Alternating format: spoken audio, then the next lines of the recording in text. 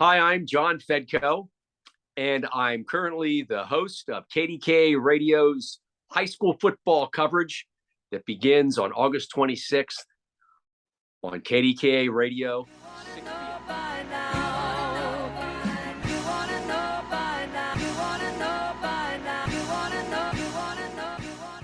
What's going on, Chuckleheads? I am Carlo Guadagnino. This is Dingo Talk. My guest this week is, I'm going to run down a list of some things that he's done. Former president of Vincentian. Yeah. You may recognize him from Friday nights, the Fedko Zone, Skylights. Now recently coming out of retirement to do a pregame show with Mike White and a host of others for KDKA Radio, John Fedko. John, thank you for taking the time to sit with us. Carlo, it's an honor to be on your show. Thank you for having me. Well, it's an honor to have you. I mean, I grew up watching you. There's 3 stations in Pittsburgh, and there's really one that if you're a high school athlete, you want to hear, you want to be on the Fedko Zone. I mean, that was kind of the way it was. Well, I mean, I'm an old man. I'm 62. I got to Pittsburgh when I was 27, so I started in 1987, and I retired from the full-time job in 2010.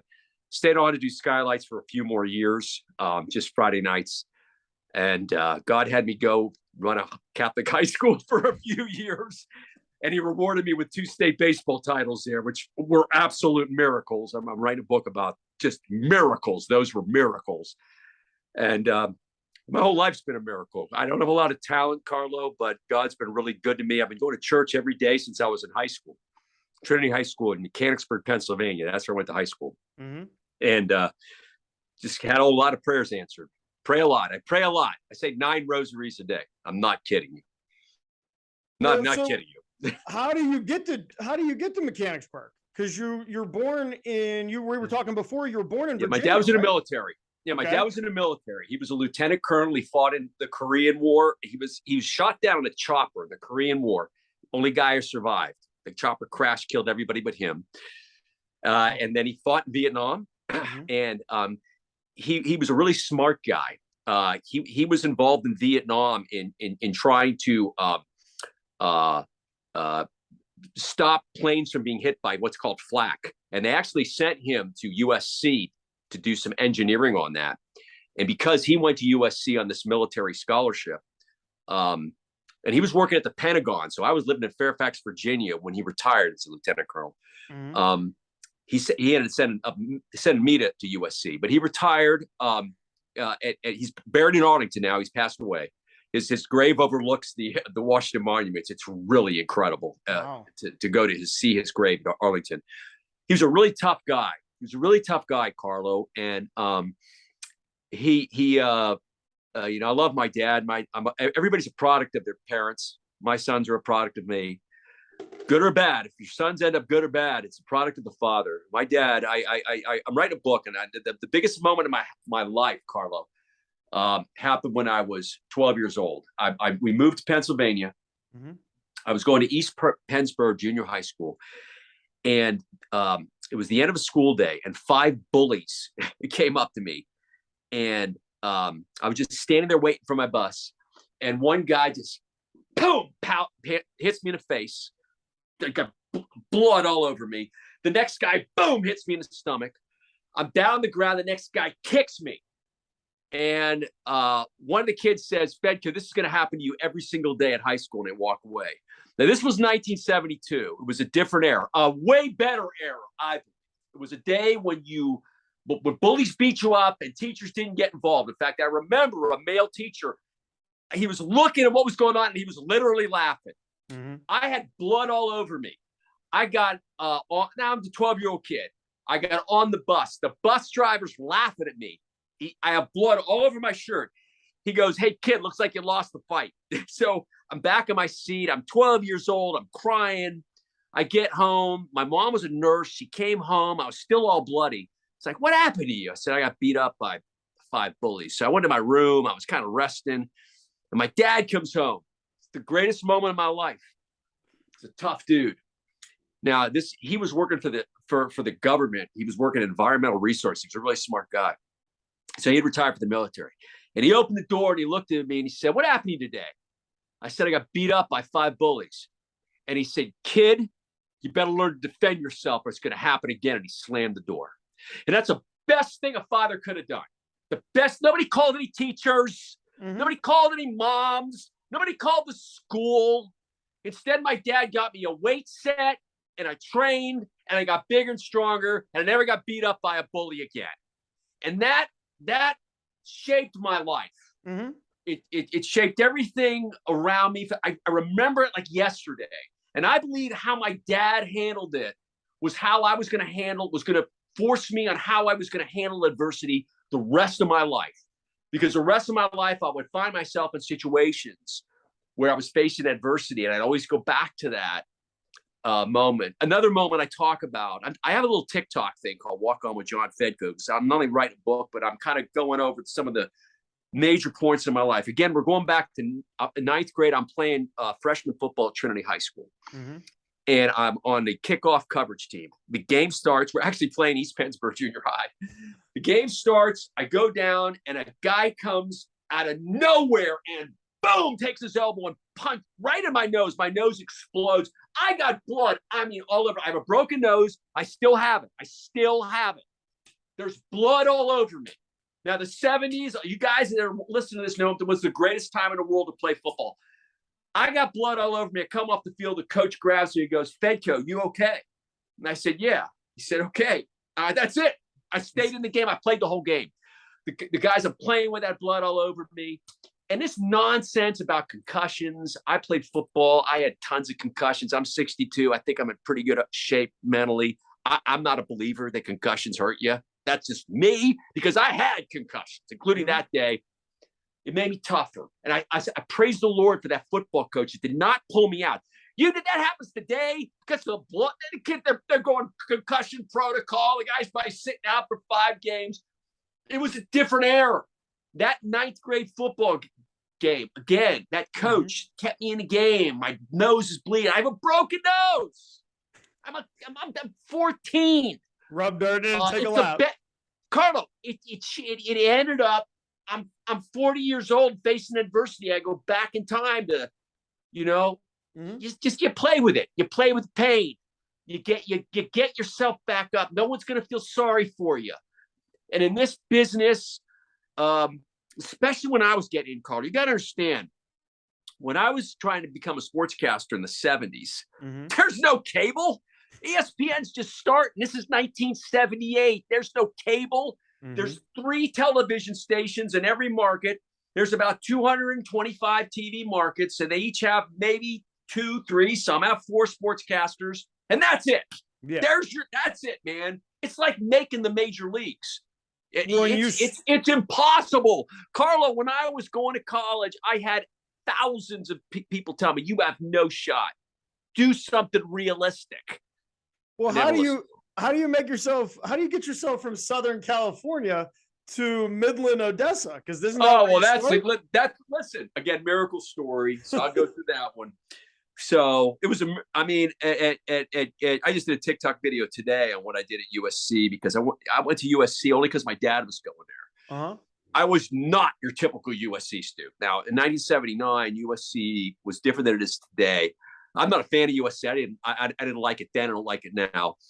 It was full of rich kids, rich parents, a lot of movie stars kids sent there. I was an outcast there. My dad sent me there only because he wanted me to go to Xera. He went there. So, I was going to church every day at that point, really trying to be a saint. I graduated from USC a virgin at 22 for many reasons, because I tried, but also because there wasn't a girl at USC that would say hi to me. I had no money. I wasn't good looking. Drove a Buick. At that point, the kids that were going to USC drove Porsches, BMWs, Mercedes-Benz. They looked like models. I was completely an outcast there. But when I got to USC, I heard USC has a lot of connections because it's in LA. So I went to the internship department at USC. And of course, I didn't have any money. I was a nobody. Most of the kids that went to USC had their dads were corporate guys. I'm some nobody. And they literally laughed at me. They said, "Who are you, punk? Get out of here. There's 1,000 people who want an internship at a TV station. You're not going to get one. Get in line. Maybe you'll get one as a senior." I doubt it. I walked out of there going, I don't need USC. Again, I've been punched in the face so many times. Mm-hmm. I called up KNXT. It's KCBS now. I called them up. I'm a sophomore because my freshman year, I went to UCI because my dad probably couldn't afford to send me to USC, and he wanted me to work also. I worked maintenance at UCI when I went there my freshman year. Anyway, I go to USC as a sophomore. I called KNXT, and a producer answers, and I say, real quick, I called the sports department. The producer answered. This was back when they were answering because they were looking for scores. It was the fall, so he probably thought I was a high school guy calling. And I said, hi, this is John Fedko. I'm a student at USC. I don't want any money. I don't want any credit. I don't want an internship. I will work 7 days a week, 24 hours a day. I will come in. I will clean your floors. I will get coffee. I will run errands for you. I'll wash your car. If you want me to come at 4 a.m. and clean up the sports department, I'll do anything you ask. I just want to come into the sports department and work for free. You don't have to give me any college credit. You don't have to give me any money. I don't want an internship. There was silence on the phone for about 30 seconds. And the guy said, come on in, let's talk. So I go next thing you know, next day I'm in KNXT. I mean, there's legends working there. Roy Firestone was the weekend guy. Jim Hill was there. He's still there. I go in, and this guy's like amazed at how much guts and faith I've got. And I said, and he said, kid, I mean, our internships have been filled for, you got to get them like 3 years in advance. I said, I don't want an internship. I don't want you to pay me anything. I don't want any credit. I just I'll do anything for you. He said, man, I've never seen anything like you, kid. Sure. Come on in, man. Come on in. Listen to what happens. I started in 79 at KNXT it's now KCBS in LA. After I made that call, 2 days later, I called Channel 11 in LA. They were a Metro Media. They were independent. They had a legendary sportscaster named Gil Stratton. Producer got on the phone. Same thing. They called me in. They hired me. Now I'm working at 2 LA stations. All my prayers have been answered. What happens in the late 70s in LA? Here's what I get to cover. 1979, the Rams go to the Super Bowl. The Magic Johnson's drafted by the Lakers. They win the NBA championship. The Dodgers host an all-star game in 1980 where J.R. Richards, by the way, pitches. He ends up dying. 1981, the Dodgers go to the World Series. Wayne Gretzky's playing for the Edmonton Oilers. Guess who's in their division? The LA Kings. And these guys loved me so much at KNXT because I didn't care about school. USC was a joke. Mm-hmm. I was blowing off classes and going to KNXT. I was there every second of my life just sitting there. And what they do is they send a photographer out. There's only, there were 2 superstar sports guys. They weren't going. So they went to the big games. And I would go to the photographer and hold the mic. I'm in the locker room with the Lakers interviewing Magic Johnson and Kareem Abdul-Jabbar. I'm in the Rams locker room interviewing Vince Ferragamo. I'm interviewing Fernando Valenzuela's interpreter. It's craziness. All these prayers that I prayed to God for were coming true, not because I had any faith, Carlo, because I had guts. I had guts to call the guy. And as I've always told my own kids, don't ever do anything for money. Don't ever do anything for money. Money and pride will destroy you. Mm-hmm. Be humble. I never asked how much you're going to pay me until I got to Pittsburgh in 1987. Ever. And even in Pittsburgh, I never negotiated a contract. I took what they paid me. Mm-hmm. I tried to live my life as a Christian, like my faith. God's taken care of me. He's been really good to me. I was able to retire at 50, but I never did anything for money. I did it because I didn't have any talent. So I got into the perfect world that you don't need any talent. The world of sports media. It was a perfect thing. It was a perfect thing for a guy like me. And so that's what happened at USC. Now you asked how I got to Texas. Well, I loved Roger Staubach. I loved him. I loved Roger Staubach. I was very religious, very close to Christ, trying to be a saint. Again, I graduated from college at Virgin at 22. I'd never even been on a date. And Roger Staubach was one of the only guys who talked about his faith. Mm-hmm. And I mean, I literally was on my knees in 1975 when he threw that pass to Drew Pearson in Minnesota. I was on my knees praying when he hit that Hail Mary pass. And an amazing story, Carlos. Years later, in like the late 90s, I got to go out to dinner with Roger Staubach. And I told him that story that I was praying for him when he made that pass to Drew Pearson. So anyway, I loved Roger Staubach. I love the Cowboys. I love Tom Landry because of their faith in God, and they openly talk about it. And so I wanted to do sports in Texas. So when I graduated from USC, of course, USC said, you got no chance to be a sportscaster. Everybody wants to be a sportscaster. So I sent some tapes out and got the projection letter that everybody gets. And my dad was, again, just a great guy. So I told my dad, it's a true story, Carlo. I told God, first of all, okay, God, I need a miracle. If you want a miracle, you got to act like it's going to happen. Okay. You got to act like it's going to happen. You can't just sit back and go, hey, God, give me that miracle I'm asking. So I had a good resume tape because I'd been working at these 2 TV stations, and how they pay me back was they let me make tapes. So I got these tapes where I'm like interviewing Magic Johnson and the Dodgers are winning the World Series. I'm there. It's craziness, the tape I've got. So I take this tape and I tell my parents, I'm going to Texas. I'm buying a one-way plane ticket. I'm going to rent a car and I will not come back. I will not come home. I'll either become a sportscaster in Texas and I'll cover the Dallas Cowboys, or I'll be a janitor, or I'll live on the street, but I ain't coming home. And God knew in my heart if I was really being truthful, but my dad knew it. My mom went nuts. She said, no, you can't. My dad said, let him go. Let him go.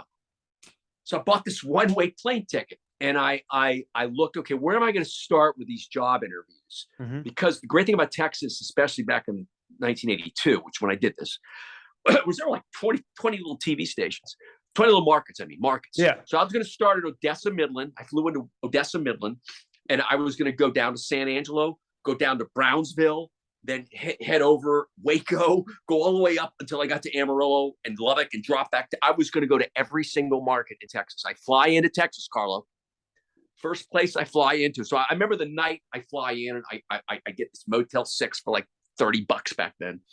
And I'm on my knees praying to God, saying, God, I need a miracle. I need a miracle. And all I kept God saying is, as long as you don't do everything for money, always give me the credit, you'll get your miracle. So my first interview is at KOSA TV. I go, it's at 9 a.m. I go into the news director's name is John McCall. And I give him my tape, and I said, thanks for letting me talk to you. I said, I want to be a sportscaster. And he said, yeah, you and 8,000 other kids. And he pointed over to a pile. I said, let's see that pile over there. That's 1,000 tapes of guys who want to be sportscasters. You have no shot of being a sportscaster here because everybody wants to be a sportscaster. So the only thing we got right now is a weekend weather guy, or weekend weather guy's leaving. He said, can you do weather? And I said, yeah. There's your foot in. Carlo, I've never done weather before. Carlo, you got to listen to me. I'd never done weather before. Then he said, oh, you do weather? Okay, you'll be on an audition tonight at 6:30. Right after the 6 p.m. news, you're going to do our weathercast. See you back here. So I walk out, go right to the church that's down the road and pray. And I come back to the station. I found out they have a superstar weather guy. His name's Jay Gordon Lund.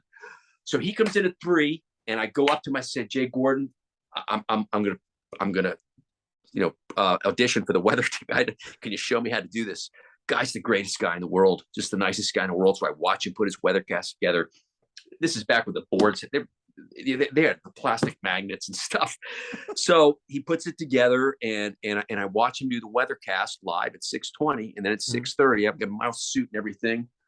And they said, okay, we're going to go over here and we're going to put you on the weathercast. And, the news director's sitting back in the control room.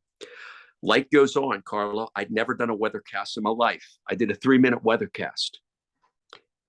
The red light goes off, and the guy comes out of the control room and goes, you're really good. You got the job. You start in 2 weeks. Wow. Carlo, I'd never done a weathercast in my life. It was a flat out miracle. I was a weekend weather guy at KOSA TV in 1982 because it was a miracle. It was a flat out miracle. And so I was a weekend weather guy, and I never asked how much I was going to make. He ended up paying me $10,000 a year. And he said, you're going to be the weekend weather guy, and you're going to be a photographer for the female reporters during the week, because these had these huge cameras. They were called Ikegamis. They were gigantic, really heavy, and the female photographers couldn't handle them. So I was a photographer during the week, and I told the news director, I said, okay, can I do sports on my 2 off days for free? And he said, yeah, we're not going to pay you. I said, well, I'll do it for free. So on my 2 off days, Carlo, I did sports reporting because there were 2 guys there, John Hambrecht and Jeff Scholl with the sports guys. And I was a sports reporter who'd go out and do stories on my own. Because high school football was huge. Now, Carlo, Odessa, Texas, and I didn't even know this. I didn't even know this until I got the job. Is the home of Permian football. And when John McCall, when I got the job, he said, before you leave town and go back, because I went back to California and I had to come back in 2 weeks. He said, do you know what you're getting into here? Do you know what's going on here in Odessa? I said, no. He said, this is the home of the greatest high school football program in the country. I said, what? He said, yes, it's called Permian football. We televise their games. They have a stadium called Ratliff Stadium. It seats 20,000 and it sells out every Friday night, and we televise their games. He said, I want you to go down the street here and go see the stadium. And I'm like, okay. So I get in my car. I drive down this, and I say, wait a second. Now, this is a little town, Odessa, Texas. Yeah. I start seeing this. That can't be a high school football stadium. That can't. I'm seeing this thing. It's like a mile away, Carlo. It's a pro football stadium in the middle of a desert. The parking lot's as big as a city. The stadium that Permian played in was in. Now, there was oil. That's what Odessa Midland was. Oil. The workers worked in Odessa. The oil magnates lived in Midland, 20 miles apart. This stadium was insane. So I got to see. God put me in a place where high school football was everything. It was, and Friday nights, the Odessa Permian football team was everything. It was the lead story. It was the middle story. It was the end story. Then we would televise the game and play it back in tape delay. So that's how I got involved in high school football and saw how giant it could be. But there's one big miracle coming, Carlo. Do you need to take a break? Or can I tell you about the big one? All right, tell us about the big one. This is the big one. Whatever 2. I'll tell you another one. So I'm this weekend weather guy, photographer, doing sports on my off days. And I see there's a weekend sports opening at KIII, the ABC affiliate in Corpus, because I'm keeping my eye on where they're. So I call up the news director. His name's Jock Minotti. I said, I'm a sports reporter, which I was 2 days a week in Odessa, and it was a weekend. I said, can I I want to apply for your job. And he said, yeah, you and 8,000 other people. I said, well, I'll fly myself in. I want to show you my tape. And I was going to show my LA tape and everything. So I fly myself in. I pay for it, Carl. I fly down to Corpus Christi. That's way across the state. The interview lasts 1 minute. Jock Money puts my tape in and he goes, you stink. He said, you're terrible. You're wasting my time. And I said, well, why am I not any good? He said, well, because your tape looks like everybody else. That was it. He said, see you, bye. Threw me out. So I get on the plane and I say to myself, well, that was interesting.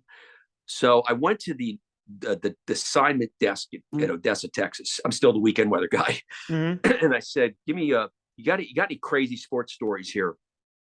Or anything that's interesting. He said, yeah, there's these 2 guys that ran in the Olympics in like 1910. We were going to do a story on them. If you want to go do them, they're these old track guys. They were like in the Olympics in 1912. So I went and did this story on these 2 old guys who were in the Olympics and how they're still in great shape. And they live in Odessa, Texas. And they have all these old pictures of them when they're in the Olympics. And then I also went, the desk said, also, they're starting a fencing team at Odessa Community College. I said, well, let me go do a story now. So I did a story of these fencers. I did these 2 stories, which ran on the air at KOSA. This is the next day, Carlo. The next day I went to the assignment desk. The next day I did the story on the track guys. The next day I did the story on the fencing guys. And I sent the tape to Jock Minotti at KIII. I sent it overnight. So I think I had that interview on a Monday. By Friday, he's got a tape. He calls me up and he says, Fedko, you have got the job. You are a new weekend guy. And he said, the reason you got the job is because you had a 1-minute interview. I threw you out of here. I told you were terrible. And instead of crying, you actually produced 2 really good stories that I want you to do more like that stuff here. You start in 2 weeks. So again, my miracle. I go to KIII. I'm there for 3 months. And the reason I'm there for 3 months is John Hambrick leaves KOSA, the number one guy, and KOSA calls, "Hey, you want to come back and do the weekends here?" I said, "Yeah, sure." So I leave KIII. They're really mad. I go back to Odessa. You can look this up on online. November of 1983. Odessa Permian's playing a high school playoff game in Wichita Falls, which is outside of Dallas. And of course, we're televising it. So we send a private plane and a cast of thousands to the game to do the game. And I'm the only guy left back. The main anchor goes, the GM goes, all of our photographers. And I get a call at 3 a.m. the night of the game. The plane's crashed. Everybody's dead. You're the main sports guy. John McCall calls me. The plane crashed and killed them all. Now, Carlo, I will ask you this. It's a rhetorical question. Did God crash that plane to make me the number one sports guy at KOSA at the age of 23? No. What did God do? He put me at the station where it was going to happen. The plane was going to crash. Those people were going to die. He put me there. Yeah. I was an overnight star. I was the number one guy. Everyone's watching us. The whole station's just been killed. All 3 networks show up the next day. The news director, John McCall, I'll never forget. He calls me in, and we're all in the back in the station at 7 a.m. All the networks are flying in. This is a big story. You can look it up online. It's pre-internet, but you can see it led the network, all network news that night. It's November 1983. I mean, it killed the GM. I mean, all these people were killed in that plane crash. You killed coming into Odessa, Texas, coming into the airport. Something malfunction with a plane. So McCall said, first of all, you're the number one sports guy, period. You're my guy, and just don't do any interviews. And he said, anybody who calls me or sends me a tape will never work for me again. I'll never hire if they call and try to get this job because someone died. Yeah, I never forget he told me that. So I become the number one sports guy there. The next year, Midland Lee, which their head coach was Spike Dykes, who went on to coach Texas Tech. They went to the state championship. It was crazy. And so I went from there, covered Permian football, was a real big star there in Odessa. Then I went to Amarillo, Texas. And I really honed my high school football coverage in Amarillo, Texas. It really took off. What I was doing with Skylights, I was doing in Amarillo, Texas. We would do 12 games on Friday night. It'd be crazy. We called it Friday Night Lights. And I was part of it was so good. Some syndicate thing picked up my stuff and started sending it all over the state. Wow. So I was in Amarillo for 2 years. I got a job in Milwaukee. The day I got the job in Milwaukee is the day I tried to get out of there. The only reason I wanted to get to Milwaukee was to get to a bigger market. So at 26, I go to Milwaukee. 1987, I'm sending tapes to Pittsburgh and Philly. I wanted to get back to Pennsylvania. So I fly into Pittsburgh in 1987, and I interview with all 3 stations. KDK doesn't want me. They have legends over there. Johnny Steigerwald, John Sanders, Pompiani's over there. They don't need me. Channel 4 is interested in hiring me, but they have legends over there. They got Stan Savran, Billy Hillgrove, Myron Cope. So I mean, but they're interested. I said I want to come here, and I've been in Texas, and I'm going to try to really up your high school football coverage. Well, never forget, I went to church. The channel at this point, I had a really good tape. So they had flown me in. So I'm staying on the north side, and I remember I was still going to church every day. I went to church downtown on the north side before I went in to talk to Channel 11, and in the front row was Art Rooney of that church. The front row was Art Rooney. He went to daily mass. So it was on the north side. I'm in mass with Art Rooney. I mean, this is a really good sign, I figured. So Channel 11 in 1987 was a dog. They were number 3. They were a joke. Now, they had a legendary sportscaster, Sam Nover. They had 2 really good 2 and 3 guys. Derek Gunn was their weekend guy. He went on to be a star in Philadelphia. And Tommy Barrato was a reporter. These guys were really good. They had 3 guys. And they had a full sports department. Yeah. And they had a GM, named John Howell and a news director named Mike Seacrest. And these guys, I owe everything to them, because when I went into that interview, they didn't really have an opening, but they liked my tape. And John Howell and Mike Seacrest got it. You have to have management, Carlo, that gets it. And trust me, I worked for management later that didn't get it at Channel 11. There were some really bad dudes that worked at Channel 11, but not when they hired. This business is full of bad dudes. But these guys were really smart, okay? And I said, listen, no one's doing high school football here. You let me come in here and do high school football, and we'll own the town. And I remember Hal going, I think you're right. I said, listen, I got no talent. I'm a joke, but I know you got talent here. You probably got photographers because of the Steelers who are great. He said, yeah. I said, give me those guys on Friday night. Give me your best photographers on Friday night. Give me your best editor. And I don't trust me, trust them. I'll make it work. And they said, by the way, we got a chopper. I said, a chopper? Set me up in the chopper. They said, yeah. Skylights was born. Not because of me. Channel 2, they didn't even want to talk to me. Four had, Stan said, they didn't want to hear it either, basically. But these guys at Channel 11, these management guys got it. They got it. They said, yeah, we'll do Skylights. Now, they were doing high school football with the chopper already. But when they interviewed me, it was the perfect. I said, I'll take it to the next level. Yeah. We got to do like 10 games. They said, well, I don't know if we'll be giving that many photographers. We started out doing 4. But the one thing I said to them, and again, Carlo, if you young guys out there listen to me, I said, I don't care how much you're going to pay me, because you'll pay me eventually. I don't care what you're going to pay me. I care about the photographers. You got to give me the best guys. You can't give me the part-timers. I need the stars. And these guys were studs. These photographers, Scott Dobson, the late Timmy Holloman, who dies, I still pray for him every day, I swear. Ward Hobbs, Paul Filey, Majewski. These guys were Rick Minatello. These guys were out covering the Steelers. And I knew that the stuff they were going to shoot was NFL films type stuff, okay? Because they've been doing Steelers for years. So I said, give me these guys on Friday night. Whatever you're going to pay me, pay them. I need the best photographers, because it's what they put on the air is what's going to make high school football. And they gave me Rick Minatello, who went up the chopper with me, and they gave me these stud photographers. And I trust me, I'm a Christian. People don't get this. And when you're a Christian, you always get crucified. So I had no idea they were going to make signs with my name on it. I wasn't asking for signs with my name's on it. But I did say, shoot the fans, shoot the fans, the cheerleaders, and the bands, because they got parents. Shoot the fans, the cheerleaders, and the bands. And next thing you know, the community itself started making signs. And then there were these incredible places like Bell Vernon and Springdale and Northgate. And they just went crazy. We'd go to these stadiums and the whole thing would be signs. And when they come back with this, the photographers would come back with this stuff, and I'd like, these guys put a lot of work into these signs. We got to show them. I know they say Fedko all over it. I'm going to get ripped for them, which I did.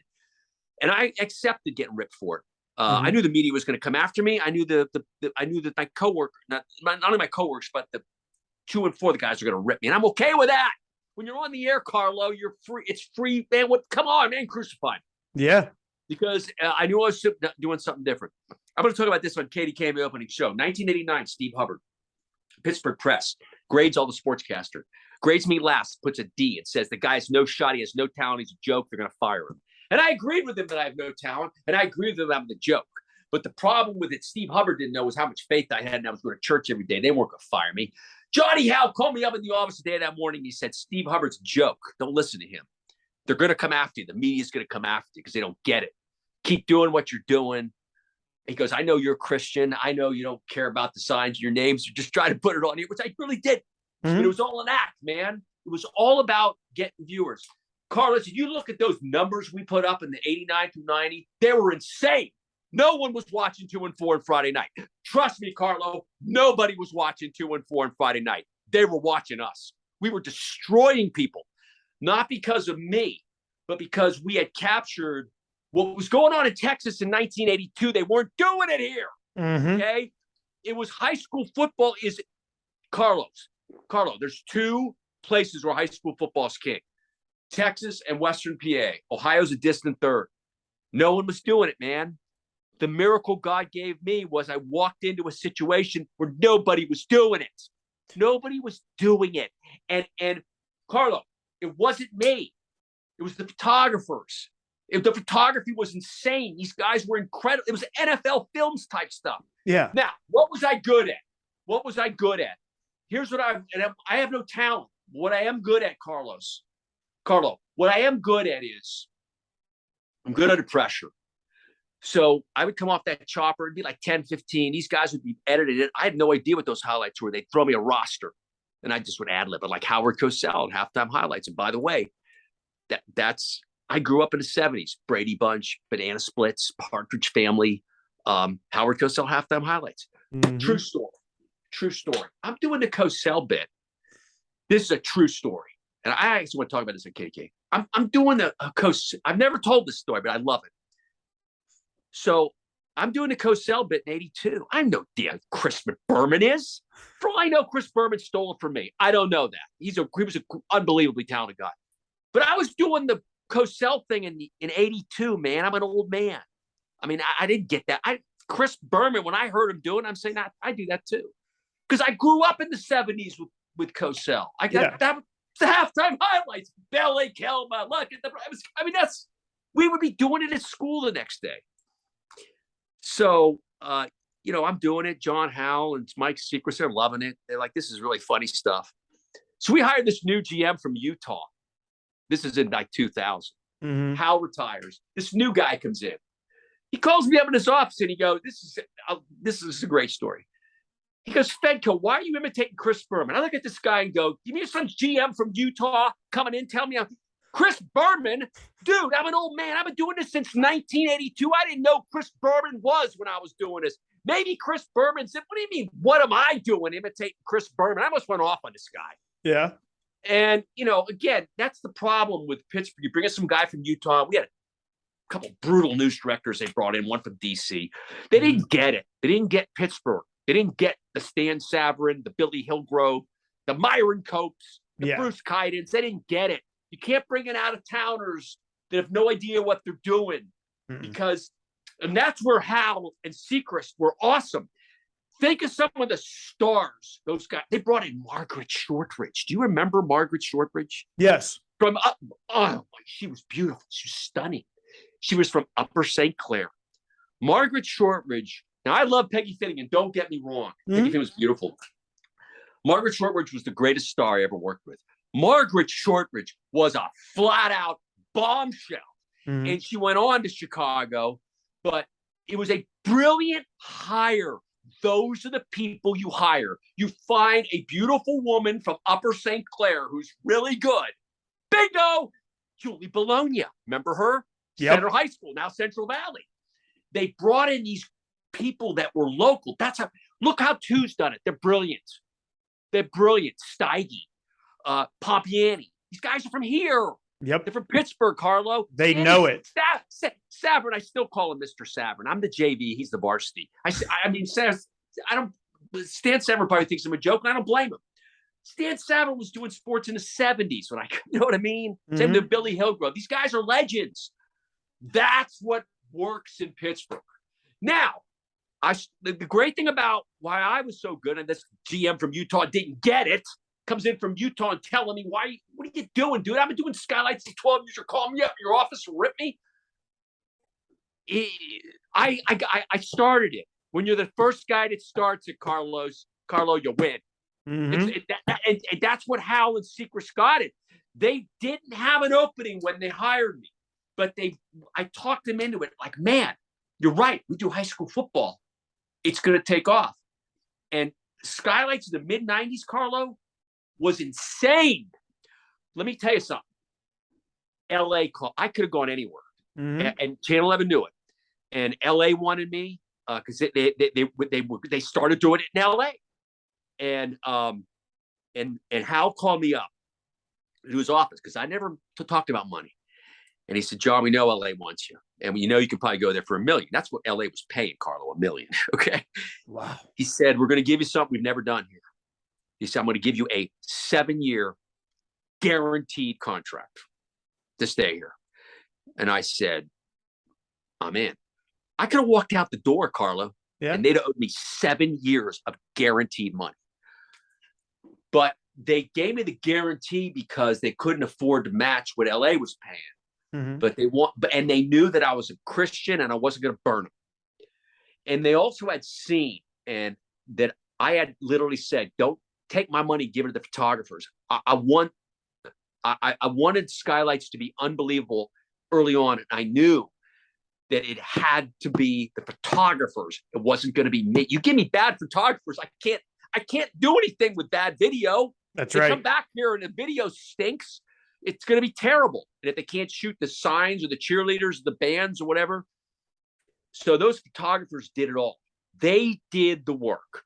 I just happened to be at the right place at the right time, just like I was in Odessa when that plane crashed, just like I got here in 87 and nobody was doing football. And then Channel 11 hires Peggy Finnegan. And then they hired Margaret Short, which again was Margaret. Go back and look at tapes.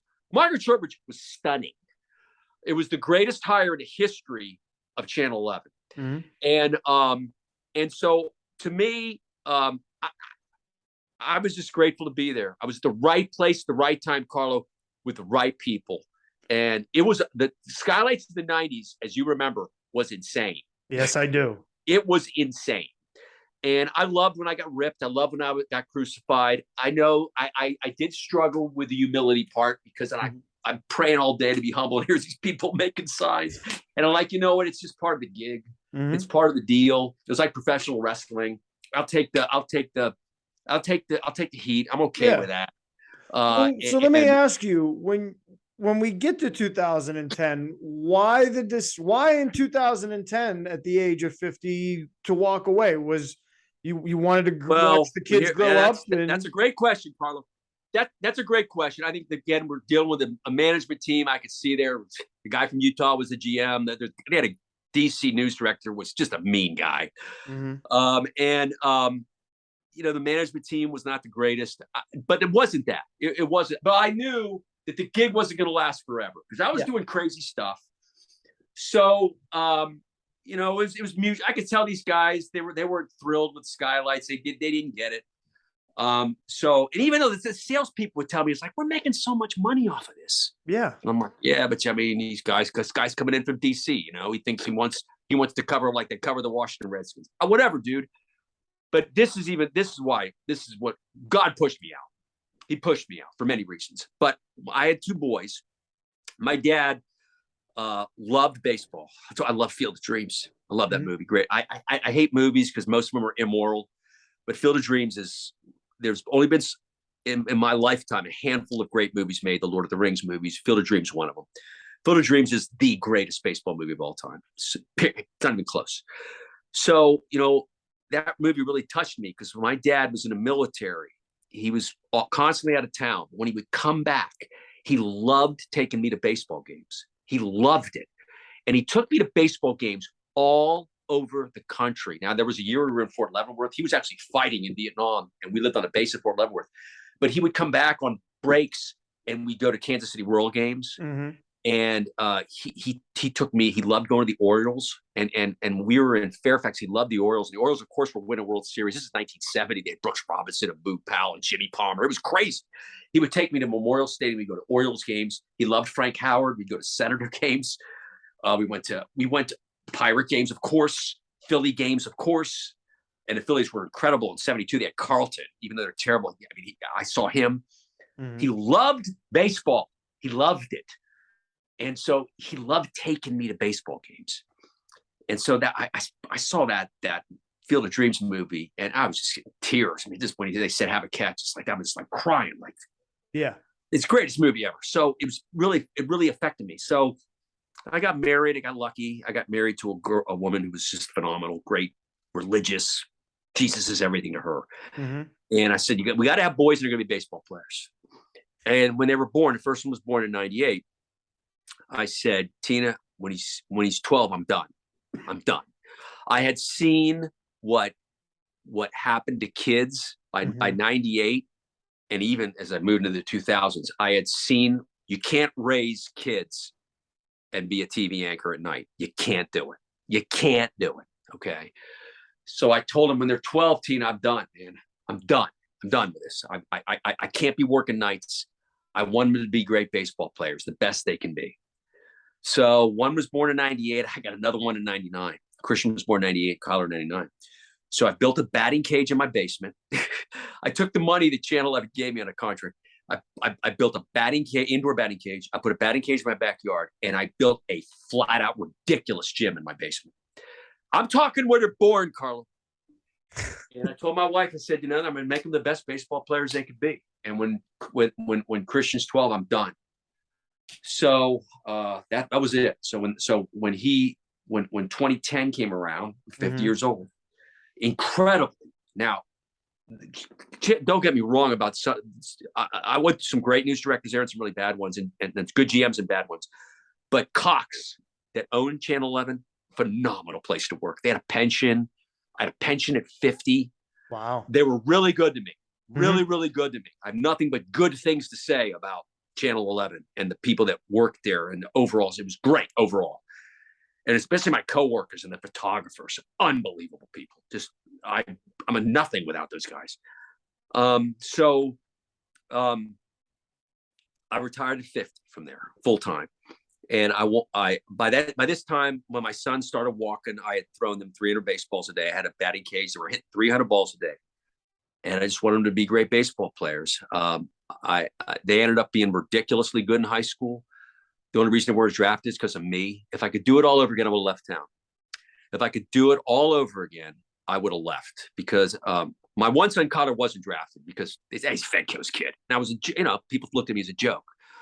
So that really hurt him. I mean, my son, Kyler, listen, we won 2 state titles. His senior year at Fitzgerald, and the Pirates scouts were at these games, especially they were at the game at Union at Washington. In the postseason in 2018, my son Kyler got out exactly 3 times, and one was a sac fly. He got out exactly 3 times, all the way to the state title game. He hit home runs in 5 playoff games in a row. He batted like 870 I know it's single A, but don't give me single A when you're batting 870. 870. And so he had a ridiculous year, wasn't drafted, went on to UConn, because the only reason he went to UConn was Christian went to UConn. And Christian was great, but Cotter was a stud. And they both played at UConn. Cotter batted .398 his junior year. He was first team All-American. And now he's playing the Twins organization, playing for the Cedar Rapids Colonels. And this is the great thing about how God does miracles. I mean, here I am in that movie, 1989, crying. Little did I know my son would play a pro baseball game there. They had a minor league game. They had a minor league game there on August 9th, Carlo. He got to play in it. I saw your right field. He goes 1 for 3. He strikes out his first 2 times up. Then he has an RBI single, steals a base, comes in and scores on a sac fly. To sit in that stadium, that stadium that's right next to the Field of Dreams field, and watch my son play a pro baseball game was insane, Carlo. It was flat out. It was miraculous. It was just like God rewarded me for going to church every day for the last 40 years. I mean, that's the kind of stuff that happens when you go to church every day. I mean, it was ridiculous. For those at home, I don't want him to undersell this. When we talked about scheduling this interview, I gave what I normally do with the days that I had available. And it was, Mondays work, because those other days you got to watch the boys play baseball. So yeah, minor league baseball's off on Monday. They don't play any games on Monday. So it doesn't play on Monday. It was 2 before yesterday. I have 2 last questions for you. My first wrap-up question is there one moment from Skylights that stands out to you? One out of all of them, is there one moment that you just immediately think of when you think of Skylights? That's a real tough one. Really, really tough one. But you know what? I will say this. a lot of my memories on Skies do not have to do with the great teams, but the teams that weren't good. And to see the communities come out to see their team. There was a Springdale team that was 0-10. This is going to be it. They're 0-10. Mm-hmm. We landed. They played at a field that was like next to a factory. Yep. And we landed the chopper. The stadium is flat out packed. The team hasn't won a game all year. I get out of the chopper. I feel like John Lennon. There's like 100 people asking for my autograph, trying to get a picture. This is the mid-90s, pre-internet. And then I go in the stadium, and it's like, this is insane, God. I can't thank you enough for this. And to be in a stadium where a football team they're not good, but to see this community of Springdale, which I love Springdale. I absolutely love that town. A packed stadium. Yep. The team's getting blown out, but the people are out there supporting them. They've made 100 signs with skylights.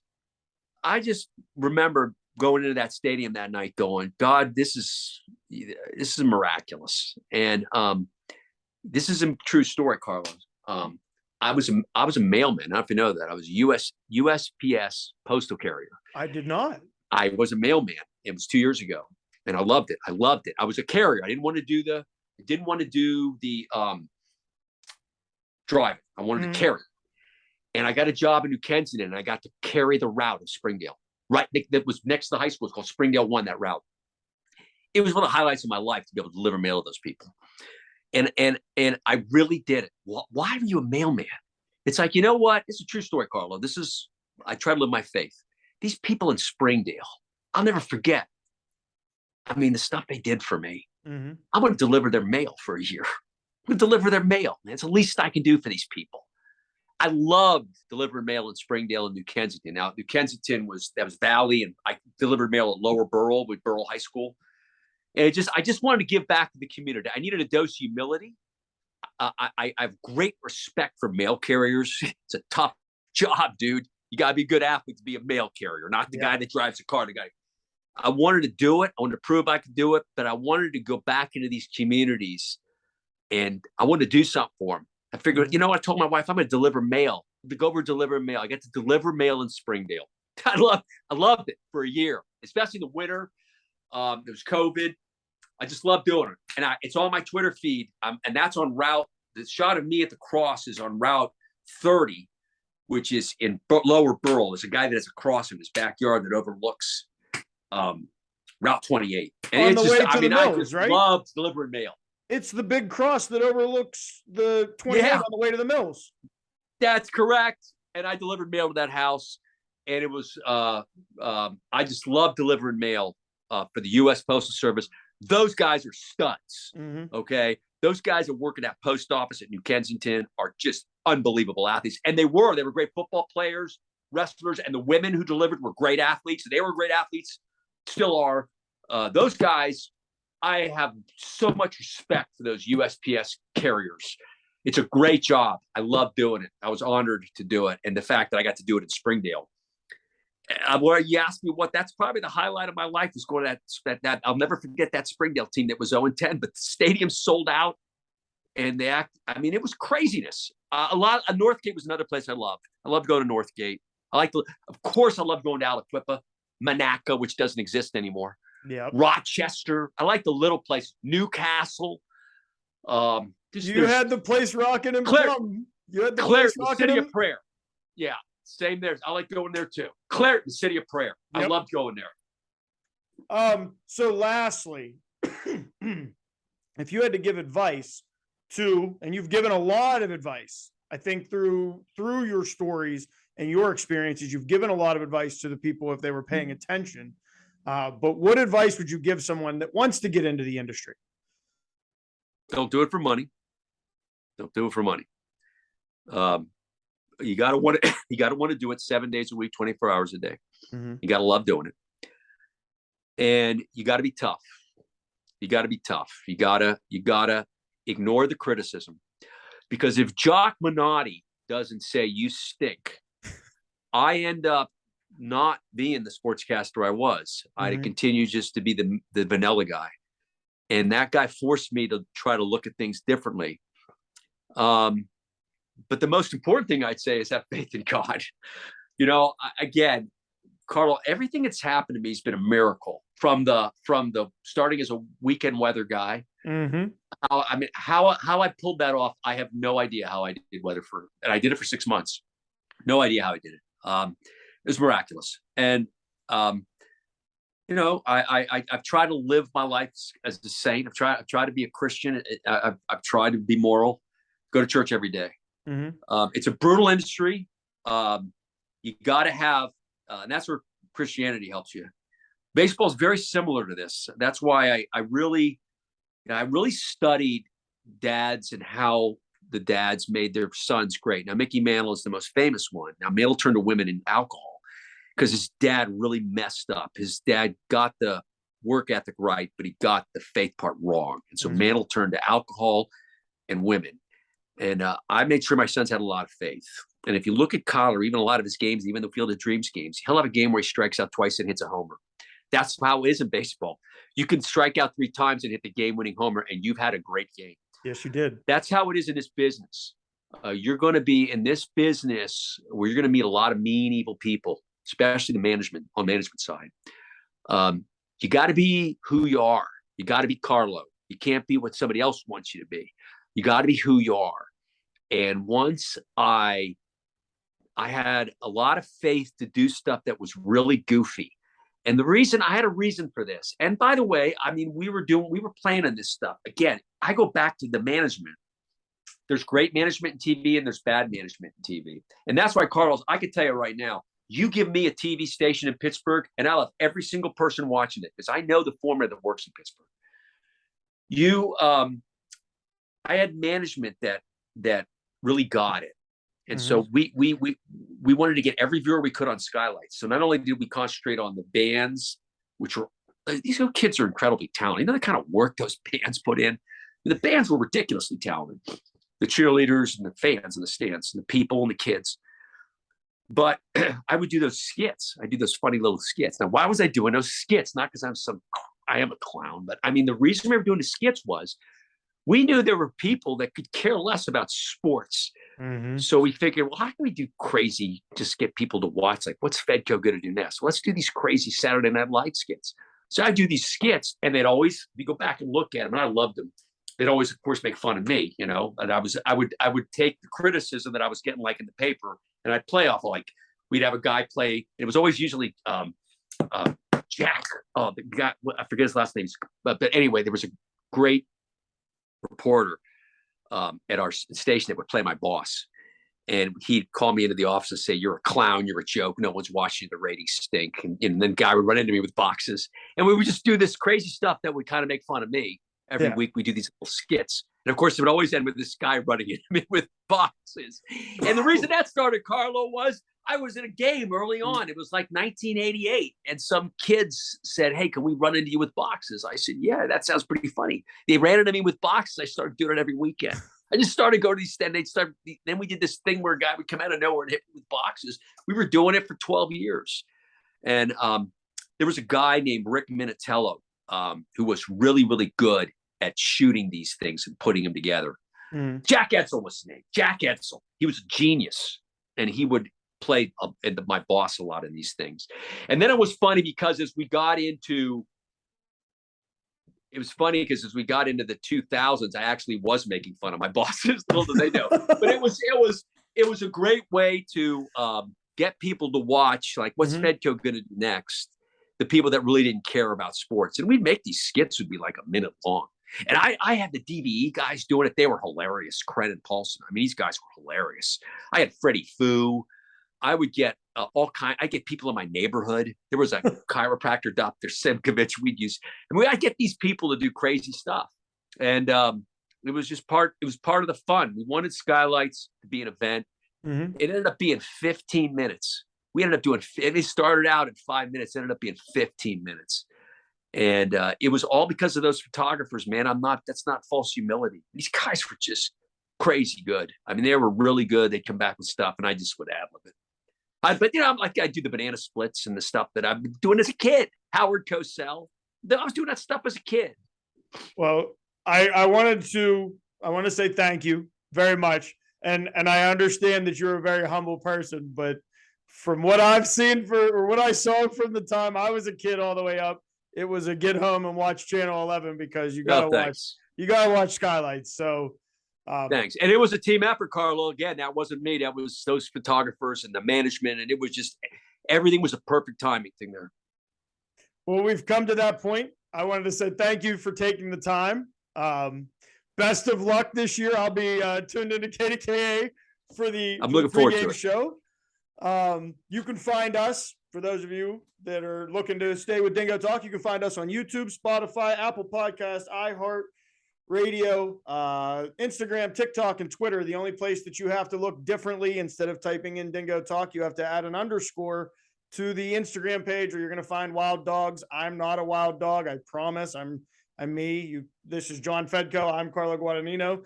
But that's what you're looking for. You're looking for me. You're looking for my face. You're looking for this logo. This has been Dingo Talk. I am Carlo Guadagnino. John Fedko with KDKA Radio now. Check him out this fall for the high school football games. John Fedko, thank you very much again for stopping by. Thank you so much. Thanks. It's been an honor to be on your show.